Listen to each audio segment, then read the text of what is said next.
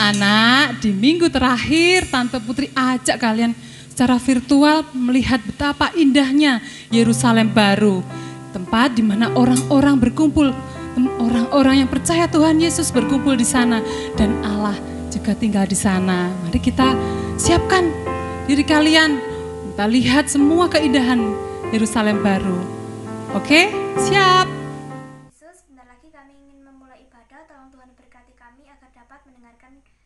Dengan baik. Tuhan berkati juga guru-guru yang akan memimpin ibadah agar berjalan. Siapa bertelinga, hendaklah ia mendengar.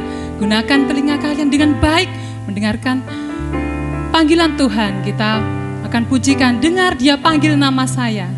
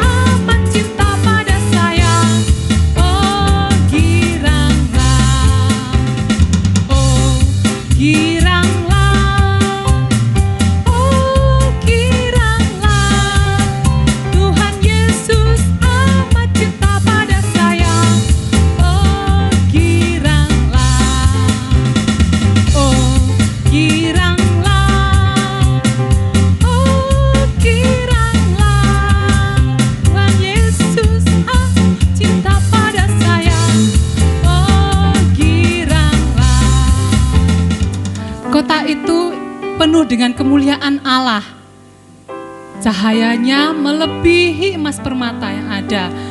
Setiap orang percaya akan mendapatkan bagian di sana. Rumahku ada di dalam surga. Mari kita pujikan pujian ini.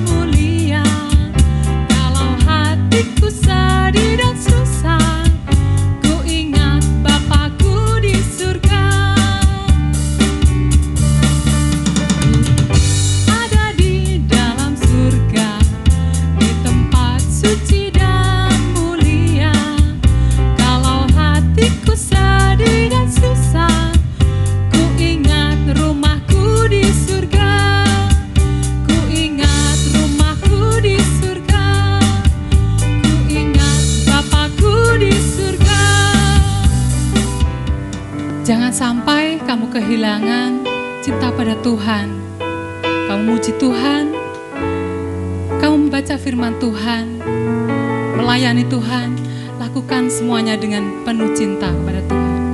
Ku tetap cinta, ku tetap setia.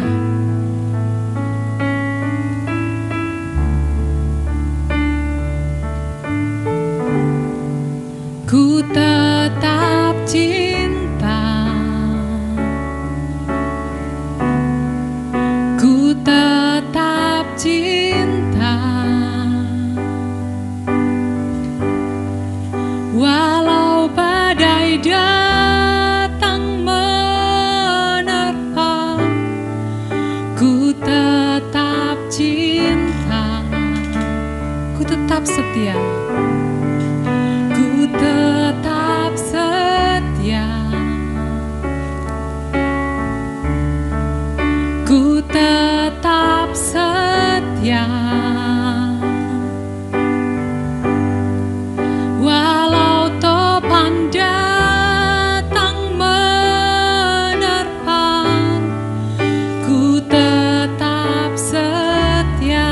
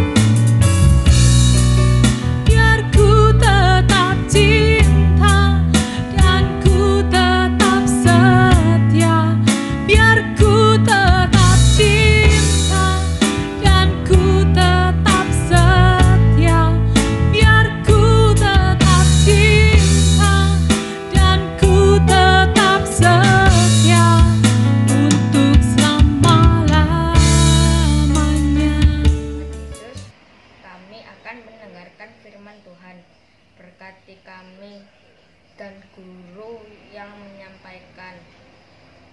Dalam nama Tuhan Yesus kami sudah berdoa. Selamat pagi anak-anak, bagaimana kabarnya? Terus bersemangat ya, tetap sehat semuanya. Adik sudah mulai sekolah, tatap muka, jaga kesehatan selalu supaya terus bisa sehat. Pagi hari ini adalah minggu terakhir, kita akan membahas tentang kitab Wahyu. Nah, di minggu terakhir ini kita akan membahas tentang surga. Beberapa waktu yang lalu kita sudah mendengar banyak hal yang dikisahkan di dalam kitab Wahyu. Di antaranya surat kepada 7 jemaat di Asia Kecil, bagaimana Allah memberikan surat melalui Rasul Yohanes untuk disampaikan kepada semua pimpinan gereja yang ada di Asia Kecil pada waktu itu. Lengkap ya suratnya. Kemudian di minggu kedua kita melihat ada serba 7, ada 7 meterai, ada 7 cawan, ada 7 sangkakala, di mana masing-masing memiliki makna tertentu atau pesan khusus tentang peristiwa yang sedang terjadi dan mungkin yang akan terjadi. Nah, minggu lalu kita mendapatkan satu pemahaman tentang kedatangan Tuhan Yesus.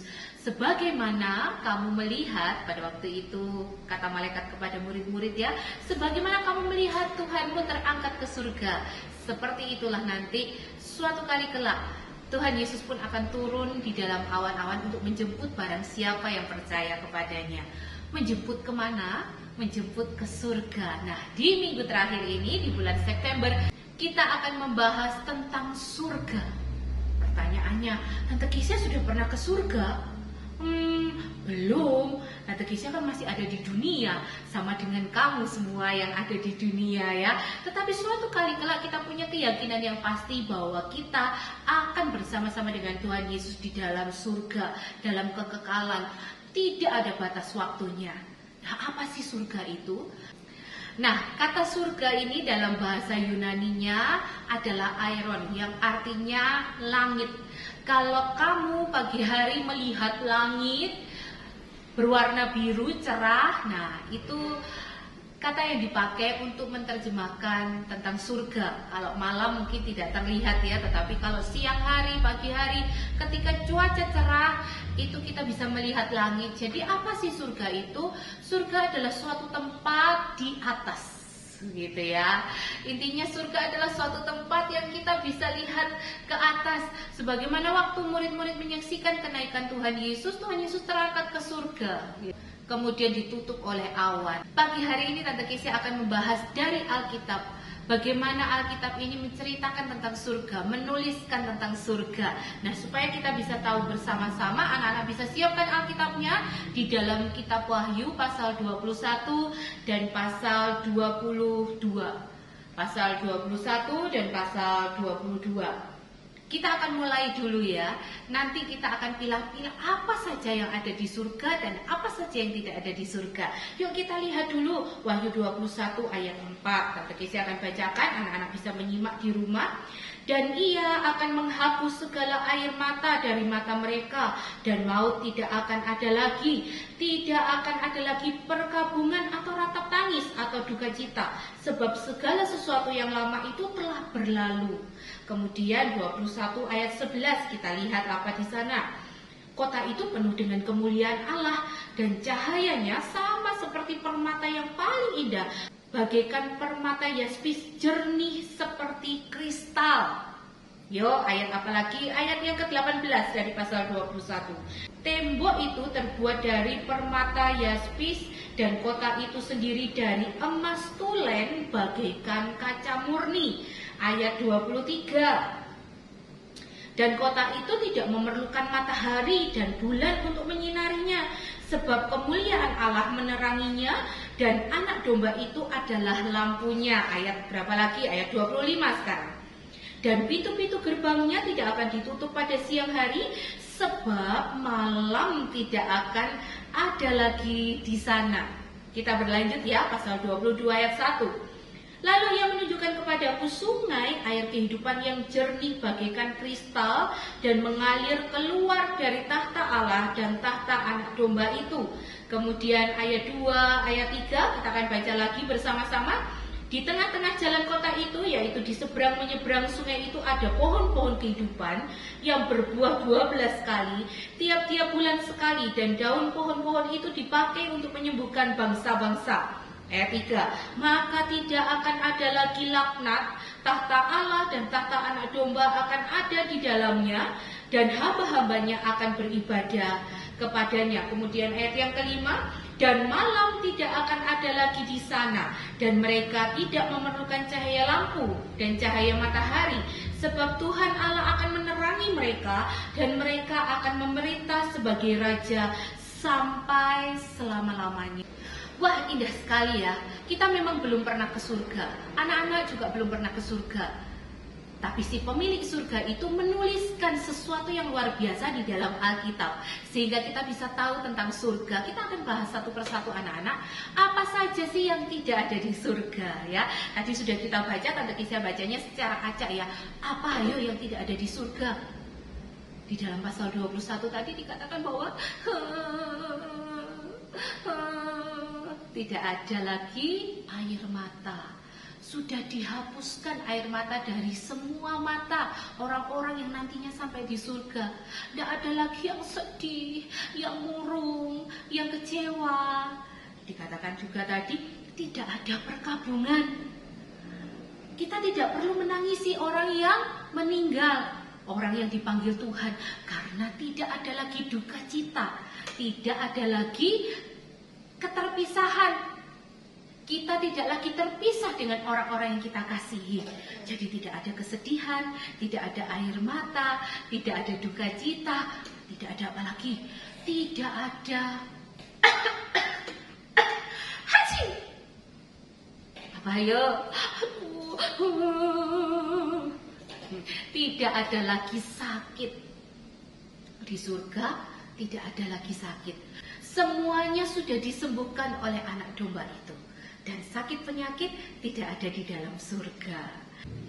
Di dalam surga tidak ada lagi gereja. Karena apa? Karena tadi dituliskan di dalam Alkitab, dalam Wahyu tadi, bahwa kita akan berjumpa dengan anak domba itu sendiri, yaitu Tuhan Yesus, untuk selama-lamanya. Bukan untuk sementara saja, tetapi untuk selama-lamanya kita akan bersama-sama dengan Tuhan Yesus. Jadi ketika kita beribadah, kita memuji, kita langsung memuji Tuhan Yesus. Kita langsung menyembah Tuhan Yesus. Jadi tidak diperlukan lagi gereja. Kemudian di surga tidak ada malam. Dikatakan bahwa sepanjang hari adalah siang. Tidak ada lagi malam di sana. Terus di dalam surga kita tidak memerlukan cahaya lampu, kita tidak memerlukan cahaya matahari. Karena apa? Karena anak domba itu sendiri yang akan memancarkan cahayanya untuk menyinari semua yang ada di surga. Jadi tidak ada lagi malam, tidak ada lagi matahari, tidak ada lagi bulan sebagai benda penerang yang menerangi dunia ini.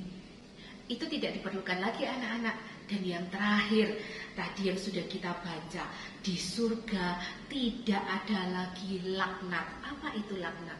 Laknat adalah dosa. Hati yang penuh dengan dengki, hati yang penuh dengan iri, hati yang penuh dengan ketidakjujuran, hati yang penuh dengan pemberontakan, hati yang kotor, hati yang penuh dengan sampah, itu sudah tidak ada lagi. Karena apa? Karena hidup kita sudah dimurnikan oleh darah Yesus. Dan kita sudah berganti dari tubuh yang fana ini menjadi tubuh kemuliaan yang akan kekal sampai selama-lamanya. Jadi di surga tidak ada lagi dosa. Semua orang yang ada di dalam surga sudah tidak berbuat dosa lagi. Nah, apa saja yang ada di dalam surga? Tadi ayat-ayat yang sudah kita baca menjelaskan kepada kita bahwa ada banyak hal juga yang ada di surga. Apa saja yang ada di surga? Yang pastinya ada Tuhan Yesus. Tuhan Yesus ada di surga menunggu kita. Dan Dia menyediakan tempat bagi kita. Barang siapa yang percaya pada Tuhan Yesus akan mendapatkan rumah, akan mendapatkan tempat di surga. Dan pastinya Tuhan Yesus ada di surga untuk menyambut kita semuanya. Anak-anak yang baik, anak-anak yang menurut, anak-anak yang terus hidup di dalam kekudusan, anak-anak yang percaya kepada Tuhan Yesus. semuanya akan bersama-sama di surga. Di surga ada apa lagi? Ada malaikat yang bersama-sama dengan kita semua nantinya akan memuji Allah, yang akan memuji anak domba itu, yang akan menyembah anak domba itu. Ada malaikat di surga. Terus di dalam pasal 22 tadi dituliskan bahwa di surga ada kitab kehidupan yang berisi nama orang-orang yang sudah dituliskan di dalamnya. Nah, siapakah orang-orang itu? Yaitu mereka yang percaya kepada anak domba. Mereka yang percaya kepada anak domba namanya akan ditulis di dalam kitab kehidupan yang ada di surga. Di surga juga ada sungai air kehidupan yang mengalir dari tahta anak domba itu. Dikatakan bahwa airnya ini jernih sekali, bening seperti kristal. Dan di kanan kirinya ada pohon kehidupan yang berbuah sepanjang tahun, 12 kali selama 1 tahun. Dan daunnya itu sangat bermanfaat. Daunnya itu bisa berguna untuk menyembuhkan luka dari bangsa-bangsa. Dan yang lebih menariknya lagi anak-anak, di surga ini dituliskan bagaikan permata yang bening, yang jernih seperti kristal. Dikatakan bahwa bagaikan dindingnya, lantainya, semua yang ada di sana itu bagaikan emas yang tulen. Dikatakan bahwa temboknya dari permata, pintu gerbangnya dari mutiara. Nah, ini hanya gambaran saja, ini hanya analogi saja. Tentunya Tante Kesia percaya apa yang terjadi nanti ketika kalian bersama-sama dengan Tante Kesia, bersama-sama dengan Tuhan Yesus di dalam surga akan jauh lebih indah daripada yang dituliskan dalam bentuk kata-kata. Tentunya akan ada suasana yang jauh lebih indah, suasana yang jauh lebih mulia lagi. Ada terang, ada kilauan, semuanya bening seperti kristal, dan itu tertata dengan rapi, tertata dengan baik, tertata dengan sempurna. Dan tentunya itu sangat indah. Memang kita belum sampai ke sana, tetapi ada kalanya kita bisa melihat bahwa apa yang firman Tuhan tuliskan itu benar adanya. Dan itu akan digenapi dalam kehidupan kita. Nah, anak-anak yang baik, selama kita ada di dunia ini memang kita butuh perjuangan. Ada banyak hal yang mungkin tidak mengenakan terjadi. Selama kita ada di dunia ini, kita masih menangis, kita masih sedih, kita masih bisa terpisah dari orang-orang yang kita kasihi, kita masih bisa sakit, kita masih bisa lelah, kita masih bisa males. Itu semua wajar karena kita masih manusia. Tetapi penghiburan kita adalah saat kita percaya kepada Tuhan Yesus, maka surga itu menjadi bagian kita. Minggu yang lalu Om Samuel sudah menyampaikan bahwa Yesus naik ke surga untuk menyediakan tempat bagi kita, bagi setiap kita yang percaya kepada Tuhan. Nah, saat ini Tante Kesia percaya anak-anak yang ikut beribadah saat ini adalah anak-anak yang sudah mengaku percaya kepada Tuhan Yesus. Dan surga menanti kamu semua kelak. Kapan waktunya? Tidak ada yang tahu. Tetapi semua yang percaya kepada Tuhan Yesus akan mendapatkan bagian di dalam kerajaan surga. Olehnya, kitab Wahyu yang kita pelajari, ini adalah sebuah kitab penghiburan bagi kita, yang akan menguatkan kita sebagai anak-anak Tuhan yang harus berjuang di hari-hari ini. Ya, anak-anak pun harus berjuang ketika beribadah. Beribadah sendiri, tidak ada teman, mungkin ditemani papa atau mama, ada adik atau ada kakak, ada saudara. Tetapi kita harus berjuang saat kita memuji Tuhan, kita memuji Tuhan sendiri, gak ada teman. Mungkin kita merasa, aduh kok nyanyi-nyanyi sendiri. Samalah, Tante Kesia juga menyanyi sendiri. Tetapi Tante Kesia selalu merasa bahwa ketika Tante Kesia memimpin pujian atau bercerita seperti ini, Tante Kesia bersama dengan anak-anak semuanya. Sehingga Tante Kesia tidak merasa sendiri. Sehingga di dalam setiap ibadah Tante Kesia selalu bersemangat untuk bisa bersama-sama dengan kalian walaupun masih secara virtual. Nah, perjuangan apa lagi? Kita harus berjuang untuk membaca firman. Terima kasih buat anak-anak yang sudah menyelesaikan kitab perjanjian baru. Tentu bukan hal yang mudah. Kamu Kamu harus terus berjuang, kamu terus melawan rasa malas, kamu harus punya waktu yang pas, kamu harus punya disiplin, kamu harus mengesampingkan segala keinginanmu untuk main game, untuk nonton TV, untuk santai-santai. Wah, ini waktunya untuk baca Alkitab, ini waktunya untuk baca firman Tuhan. Nah, harus berjuang kan? Tetapi anak-anak, apapun juga yang kita lakukan saat ini tidak sebanding dengan kemuliaan, dengan pahala yang akan kita terima kelak. Ada pahala, ada kemuliaan yang Tuhan sudah sediakan saat kita berjumpa secara pribadi dengan Tuhan Yesus. Olehnya, sepanjang bulan ini ketika kita mempelajari kitab Wahyu, tentunya ada sesuatu yang menarik, sebuah pemahaman baru bagi kamu semuanya, supaya kamu terus berjuang, terus bergiat.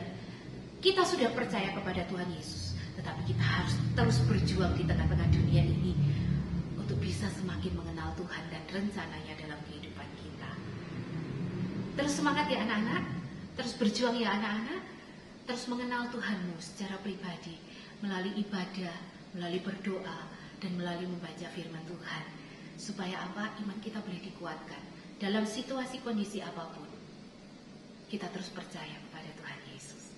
Ada Yesus yang selalu menolong kita. Ada Yesus yang selalu memberkati kita. Tuhan Yesus memberkati kita semuanya.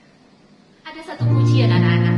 Sebelum kita akhiri pada saat pagi hari ini, kita nyanyi pujian ini ya.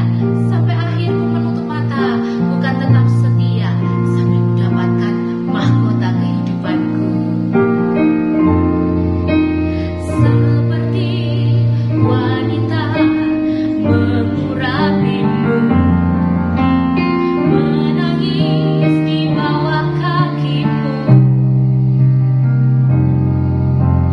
Demikian hidupku, mau mengasihimu.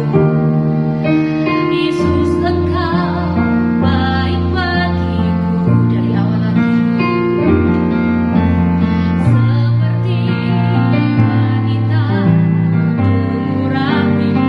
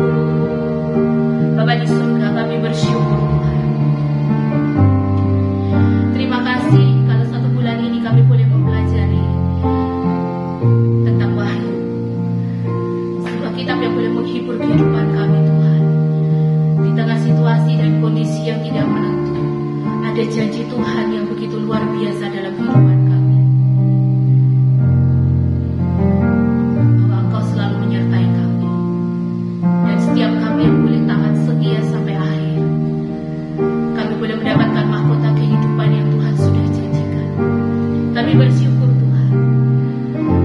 Dan biarlah pengenalan kami akan Engkau tidak berakhir sampai di sini. Kami rindu untuk semakin mengenal Engkau dalam kehidupan kami. Kami rindu bertumbuh Tuhan. Iman kami boleh tetap kuat di dalam Engkau. Kami boleh semakin mengenal Engkau secara pribadi dalam kehidupan kami sehari-hari. Saat ini hamba berdoa untuk anak-anak yang terlibat dalam ibadah online saat ini Tuhan. Tuhan mengasihi hidup mereka. Tuhan memberkati hidup mereka. Tuhan topang hidup mereka. Pegang tangan mereka Tuhan. Melalui setiap hari demi hari yang ada. Tuhan yang senantiasa menguatkan mereka. Meneguhkan iman percaya mereka. Untuk boleh tetap setia di dalam Engkau. Suasana pandemi ini tidak menghalangi, tidak mengurangi sukacita mereka ketika mereka boleh mengiring Engkau Tuhan. Setiap firman yang mereka baca, setiap firman yang mereka dengar, biarlah itu boleh terpetrai dalam hati mereka, boleh bertumbuh, boleh menghasilkan buah untuk boleh dinikmati banyak orang. Hidup mereka boleh menjadi kesaksian bagi banyak orang, berdampak Tuhan bagi dunia. Terima kasih Tuhan, memberkati papa mama yang setia mendampingi anak-anak. Tuhan juga menguatkan mereka, memberkati seluruh kehidupan mereka. Tuhan, apapun yang menjadi pergumulan, Tuhan yang senantiasa menopang, memberi jalan keluar. Kami berdoa buat Om Tante Guru Sekolah Minggu, Om Tante pelayan anak yang terus melayani anak-anak. Tuhan juga memberi kekuatan, Tuhan memberi hikmat ketika mereka sedang mempersiapkan pelayanan bagi anak-anak. Tuhan juga menopang kehidupan mereka, segala pergumulan mereka Tuhan. Tuhan yang senantiasa menolong, Tuhan yang senantiasa memberkati, Tuhan yang senantiasa memegang kendali atas hidup mereka. Biarlah mereka boleh menjadi berkat bagi anak-anak yang dilayani dimanapun berada Tuhan. Nama Tuhan boleh dipuji, dipermuliakan. Kami bersyukur buat pagi hari ini. Terima kasih untuk kebenaran firman-Mu Tuhan. Ada surga yang indah yang Tuhan jadikan dalam kehidupan kami. Dan biarlah kami boleh sampai ke sana bertemu dengan Engkau sampai selama-lamanya. Terpujilah nama Tuhan diakhiri pada saat pagi hari ini. Biarlah berkat dari Tuhan dari tempat yang maha tinggi senantiasa melimpah dalam kehidupan kami, meneguhkan kami, menguatkan kami dari saat ini sampai Tuhan Yesus datang pada kali yang kedua. Di dalam nama Tuhan Yesus kami sudah berdoa dan mengucap syukur. Haleluya, amin. Anak-anak, diakhiri pada saat pagi hari ini Tante Kisi akan menjelaskan beberapa hal. Di antaranya adalah yang pertama, anak-anak yang khususnya di GPDI Samben 1 tahun ini sudah menyelesaikan pembacaan kitab Perjanjian Baru. Nah, sebetulnya ada beberapa hal yang bisa kita dapatkan dari pembacaan selama 1 tahun ini. Di antaranya kita belajar untuk taat, ya kan? Kita belajar untuk taat, kita belajar untuk tertib. Nah, setiap hari pasti kalian punya jadwal baca Alkitab entah pagi atau sore. Kita belajar untuk jujur, karena nggak ada yang tahu nih. Tante Guru Sekolah Minggunya nggak tahu anak-anak membacanya kapan, tapi laporan tetap bisa masuk. Nah, itu kita berusaha untuk jujur. Kita belajar untuk antusias. Nah, ketika kita membaca Alkitab itu kalau kita lemah, kita malas, itu juga malas. Tapi kalau kita bersemangat, kita antusias. Nah, kita belajar untuk antusias. Kita juga belajar untuk rajin. Rajin sesuatu yang dilakukan setiap hari menjadi sebuah pola, untuk menjadi kebiasaan yang baik. Kita juga belajar untuk bertanggung jawab. Karena apa? Itu bukan untuk orang lain. Ketika kamu membaca firman Tuhan, bukan untuk Tante Keisha loh. Itu juga buat dirimu sendiri, bertanggung jawab terhadap diri sendiri. Kita belajar tepat waktu. Kenapa kok tetap harus tepat waktu? Iya, karena kalau nggak tepat waktu, besok kita ada PR 1 pasal lagi. Kalau ditunda lagi, lusa numpuk jadi 2 pasal, 3 pasal. Nah, kalau sudah numpuk banyak, makanya kita males baca. Olehnya setiap hari harus rajin, harus konsisten gitu ya. Dan yang terakhir, kita belajar untuk bertekad. Nah, beberapa karakter yang Tante Kesia sebutkan ini tadi, itu akan kita bahas dalam ibadah anak 2 bulan ke depan, yaitu bulan Oktober dan bulan November. Kita akan mulai dengan karakter berani.